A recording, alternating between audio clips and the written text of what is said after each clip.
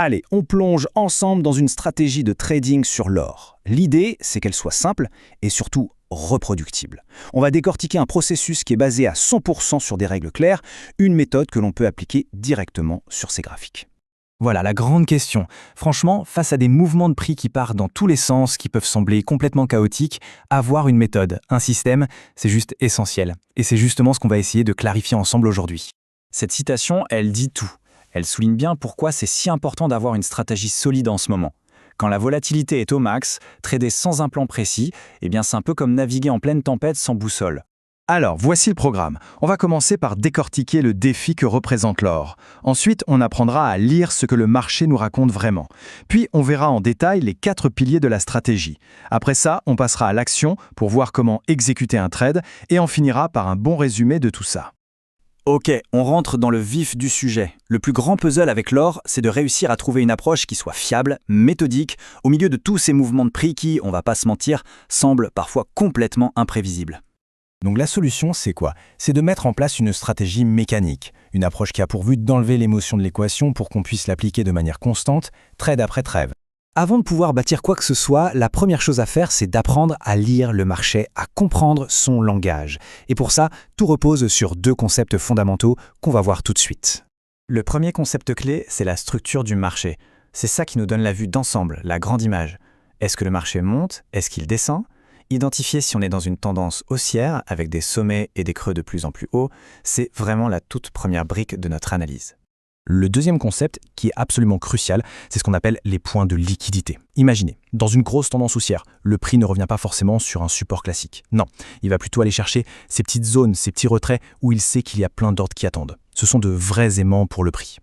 D'accord, mais comment on utilise tout ça concrètement? En fait, on va jongler entre différentes unités de temps. Sur le graphique journalier, on va identifier la grande tendance de fond et les points de liquidité importants, et ensuite on zoome sur le graphique 4 heures pour chercher une confirmation, un signal qui nous dit « ça y est, le marché est prêt à repartir dans le bon sens ». Et au final, tout se résume à ça. Le schéma qu'on va chercher en boucle, c'est celui-ci. Le prix vient prendre la liquidité à un endroit précis. Et juste après, on observe un changement dans la structure du marché sur une unité de temps plus courte. C'est vraiment le cœur du réacteur de cette stratégie. Bon, maintenant, passons aux 4 conditions, aux 4 confluences qui doivent absolument être réunies avant même qu'on pense à prendre un trade. C'est notre checklist, notre filet de sécurité. Alors, quels sont ces fameux piliers? Premièrement, on attend un changement de structure qui confirme qu'on part dans la bonne direction. Deuxièmement, on s'assure qu'une prise de liquidité a bien eu lieu. Troisièmement, on utilise un outil comme les retracements de Fibonacci pour vérifier que le prix est bien revenu dans une zone de décote, c'est-à-dire un prix d'achat intéressant. Et enfin, quatrièmement, on identifie une zone de demande claire, d'où le mouvement pourrait redémarrer. Ok, maintenant qu'on a posé tout le cadre stratégique, voyons comment on passe à l'action. Comment on fait pour trouver ce point d'entrée ultra précis une fois que nos 4 piliers sont bien alignés? Pour avoir une précision quasi chirurgicale, on va descendre encore d'un cran. On passe sur le graphique en 1 heure pour vraiment affiner notre point d'entrée au maximum. Et qu'est-ce qu'on cherche sur ce graphique 1 heure? Exactement le même schéma. Encore une fois, on attend que le marché fasse une nouvelle petite prise de liquidité, par exemple en allant casser un petit creux qui s'est formé récemment. C'est notre déclencheur final.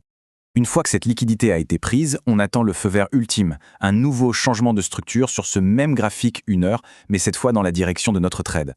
Quand ça arrive, le setup est validé, on est prêt.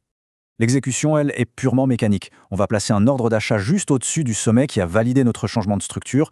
Le stop loss, notre assurance vie en quelque sorte, on le place juste sous le dernier grand creux. Et l'objectif? On vise un ratio risque-rendement de 1 pour 2, ce qui veut dire que le gain potentiel est 2 fois plus grand que la perte qu'on risque. L'idée derrière tout ça, c'est qu'après avoir accumulé toutes ces confirmations sur plusieurs unités de temps, le momentum est très probablement de notre côté. Une fois que notre ordre est déclenché, le prix est censé être comme propulsé vers notre cible. Bon, il est temps de tout remettre en ordre. Le but du jeu, c'est d'avoir une checklist super simple et rigoureuse à suivre à chaque fois qu'on repère une opportunité potentielle. Alors, récapitulons le processus de A à Z. On part du plus grand pour identifier la tendance générale. On attend patiemment que le prix revienne sur un point de liquidité. On confirme ce retour avec un premier changement de structure.